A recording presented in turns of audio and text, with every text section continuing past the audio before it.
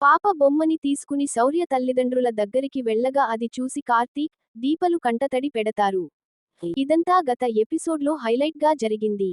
మరి ఫిబ్రవరి 6వ తేదీ 587 ఎపిసోడ్లో ఏం జరిగిందంటే, దాస్ దగ్గరికి వచ్చిన జ్యోత్స్న మరోసారి నా బ్లడ్ శాంపిల్స్ని టెస్ట్కి చేయబోతున్నారని చెబుతుంది. అంతా అయిపోయింది. మీ అందరికీ కావాల్సింది ఇదే కదా, ఇప్పుడు నీకు సంతోషమే కదా అని అంటుంది. దీపను ఆ ఇంటి వారసురాలిగా చూసేవరకు నాకు సంతోషమే లేదని అంటాడు దాస్. లోకంలో నీలాంటి తండ్రి ఎవరికీ ఉండడు. అయినా నాది కోటి మందిలో ఒకరికి ఉండే జాతకం. అందుకే పనిమనిషి కూతురిగా పుట్టిన నేను యజమానిగా బతుకుతున్నాను. అమ్మ బతికుంటే నా వైభవం చూసి ఎంత సంతోషించేదోనని ఎమోషనల్ డ్రామా ఆడుతుంది జ్యోత్స్న.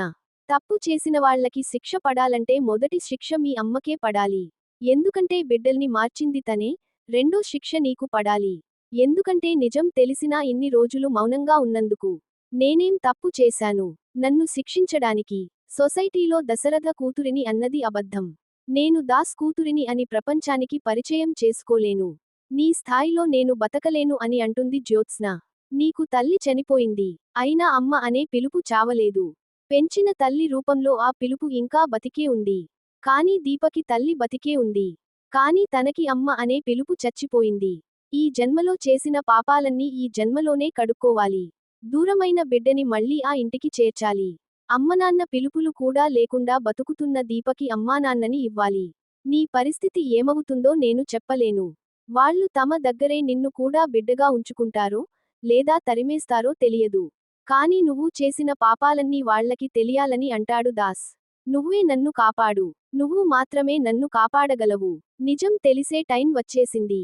రోజులు కాదు, ఇక లెక్క పెట్టుకోవాల్సింది గంటలేనని అనుకుంటాడు దాస్. దీప ఏడుస్తూ ఉండటాన్ని గమనించిన అనసూయ, కాంచనలు ఏం జరిగిందని కార్తీక్ను నిలదీస్తారు. సుమిత్ర అత్త గురించి బాధపడుతోందని కార్తీక్ చెప్పడంతో కాంచన సీరియస్ అవుతుంది. మా వదిన గురించిన బాధ అందరికీ ఉంది. దీపకు ఎందుకు అని మండిపడుతుంది. కడుపుతో ఉన్న ఆడవాళ్లు తొందరగా భోజనం చేసి, తొందరగా పడుకోవాలి. తన ఆరోగ్యం గురించి కాకపోయినా బిడ్డ ఆరోగ్యం గురించైనా ఆలోచించాలి. ఆడపిల్లకు అత్తింటిలో ఏదైనా ప్రాబ్లం ఉంటే చెప్పుకోవడానికి పుట్టింటికి వెళ్తుంది. దానికి అత్తిల్లు పుట్టిల్లు ఇదే. అత్తనైనా, అమ్మనైనా నేనే అని అంటుంది. అనసూయ భోజనం తీసుకుని రాగా, కార్తీక్ ఇస్తానంటాడు. కానీ కాంచన మాత్రం శౌర్యని పిలిచి అమ్మకి భోజనం ఇచ్చి రమ్మని చెబుతుంది. దీప దగ్గరికి వెళ్లిన శౌర్య, భోజనం తినమని చెబుతుంది. నేను తర్వాత తింటానని దీప కోప్పడటంతో శౌర్య భోజనం ప్లేట్ కింద పడేసి ఏడుస్తుంది. ఇది చూసిన అనసూయ వచ్చి సీరియస్ అవుతుంది. ఇంటికొచ్చిన దగ్గరి నుంచి చూస్తున్నాను. మనిషివైతే ఉన్నావు, కానీ మతిలేని దానిలా ఉన్నావు. ఏం జరిగిందని ప్రశ్నిస్తుంది. సుమిత్ర గారి గురించి బాధపడాల్సిన అవసరం నీకేంటి? ఆవిడని కాపాడుకోవడానికి కన్నకూతురు ఉందని చెబుతుంది అనసూయ. అర్ధరాత్రి వేళ దొంగచాటుగా ఇంట్లోకి వెళ్తున్న జ్యోత్స్నపై దశరథ సీరియస్ అవుతాడు. తల్లిదండ్రులు ఇచ్చిన ఫ్రీడమ్ని పిల్లలు అలుసుగా తీసుకోకూడదని మండిపడతాడు. ఇంతలో శివన్నారాయణ, పారిజాతంలు వచ్చి ఏం జరిగిందని అడుగుతారు. చెప్పకుండా బయటకు వెళ్లాను. అది తప్ప అని అడుగుతోందని మండిపడతాడు. జ్యోత్స్న ఎప్పుడూ వెళ్తూనే ఉంటుందని కవర్ చేస్తుంది పారు. ఎప్పుడూ వెళ్లడం వేరు, ఈ రోజు వెళ్లడం వేరు. దీప కార్తీక్లు ఇంటికి వెళ్లారు. నేను రెస్టారెంట్కి వెళ్లాను. నాన్న చెల్లెలి దగ్గరికి వెళ్లారు. సుమిత్రను ఎవరు చూసుకుంటారని ప్రశ్నిస్తాడు దశరథ. నీరసంగా ఉందని పడుకున్న సుమిత్రను లేపి తినడానికి ఏమైనా పెట్టావా? టైంకి టాబ్లెట్స్ ఇవ్వాలి. ఇచ్చావా అని పారుని అడుగుతాడు. తప్పు పిన్నిది కాదు, నా కూతురిది. ఎవరూ లేనప్పుడు ఎవరో ఒకరు అమ్మని కంటికి రెప్పలా చూసుకోవాలి. కన్నతల్లి కంటే ఫ్రెండ్స్ ఎక్కువ అయిపోయారా అని జ్యోత్స్నపై మండిపడుతుంది. టాబ్లెట్స్ డస్ట్ బిన్లో కాదు, మీ అమ్మకి వేయాలని చెబుతాడు. మార్నింగ్ ఆసుపత్రికి వెళ్తున్నట్లు నాకెందుకు చెప్పలేదని ప్రశ్నిస్తుంది జ్యోత్స్న. మీ అమ్మని కాపాడగలిగింది నువ్వేనని తెలిసి కూడా ఈ ఇంట్లో నుంచి వెళ్లిపోవడానికి ఎన్నిసార్లు ట్రై చేశావు? అందుకే మేం దగ్గరుండి ఆసుపత్రికి తీసుకెళ్లాల్సి వచ్చిందని చెబుతాడు దశరథ.